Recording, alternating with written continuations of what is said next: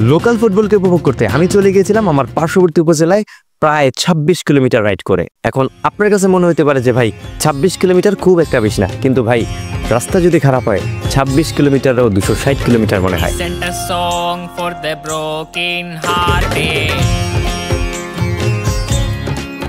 আমরা যাত্রা শুরু করি একটা বাইকে এবং শুরুতে দেখা যায় বিভ্রাট। সকল সমস্যার সমাধান করে আমরা চলে যাই নারায়ণপুর ডিগ্রি কলেজ মাঠে এবং প্রথমবারের মতো যখন আমি দর্শকদের দলটা দেখি আমার মাথা জাস্ট আউলে গেছে।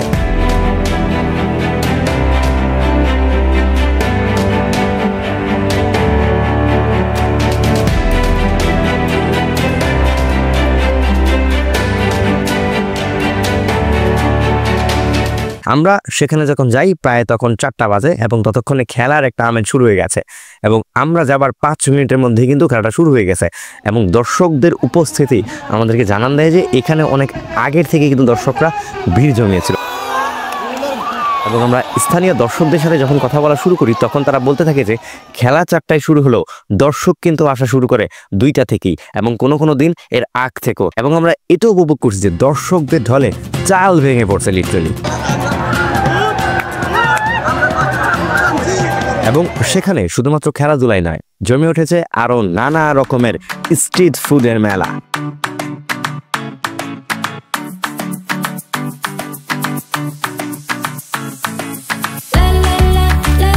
এবং দর্শকদের ক্রেজ দেখে আমাদের মনেই হয় নাই যে একটু খেলা দেখা দরকার। আমরা শুধুমাত্র খুঁজছি যে কিভাবে দর্শকরা খেলাটা উপভোগ করছে, সেই ভিডিওটা কিভাবে ধারণ করা যায়।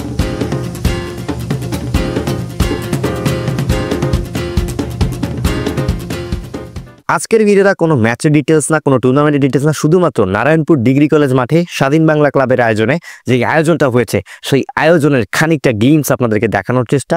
হয়তোবা ভবিষ্যতে আরো একটা ম্যাচে আমি ইন ডিটেল কথা বলবো এই টুর্নামেন্টের ব্যাপারে। খেলা খুব একটা দেখার সুযোগ হয়নি, তবে দর্শকরা যে পরিমাণ ভালোবাসা, যে পরিমাণ টান, যে পরিমাণ উত্তেজনা নিয়ে খেলাটাকে উপভোগ করতে এসছে, নিঃসন্দেহে প্রশংসার দাবিদার। আমরা হয়তোবা সবগুলো ক্লিপ নিতে পারিনি, কিন্তু যতগুলো ক্লিপ নিয়েছি আমাদের মনে হয়েছে যে this is football, this is local football craze.